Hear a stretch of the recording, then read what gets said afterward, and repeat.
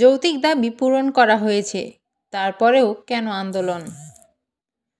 রেলের কর্মচারীদের যৌক্তিক দাবি যতটুকু সম্ভব পূরণ করা হয়েছে বলে জানিয়েছেন অর্থ উপদেষ্টা ডক্টর সালেহউদ্দিন আহমেদ। তিনি বলেছেন, রেলের কর্মচারীদের যে যৌক্তিক দাবি তা যতটুকু পূরণ করা সম্ভব তা করা হয়েছে। এরপরও তারা আন্দোলন করছে কেন? আজ মঙ্গলবার সচিবালয়ে সরকারি ক্রয় সংক্রান্ত উপদেষ্টা কমিটির বৈঠক শেষে সাংবাদিকদের সঙ্গে আলাপকালে তিনি এ প্রশ্ন রাখেন। অর্থ উপদেষ্টা বলেন, রেলের কর্মচারীদের জন্য মানবিক কারণে যতটুকু করার দরকার করেছি। ওভারটাইম ইস্যু সমাধান করা হয়েছে। এর বাইরে যেসব দাবি তা পূরণ করা সম্ভব নয়।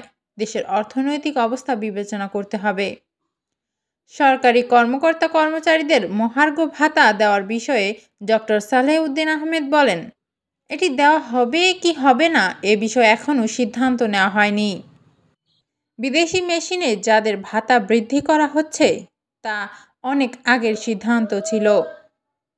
এ সময় রমজানে যেন নিত্যপণ্যের কোনো ঘাটতি না হয় সেজন্য চাল ও গমের মজুদ নিশ্চিত করার কথাও জানান এই উপদেষ্টা।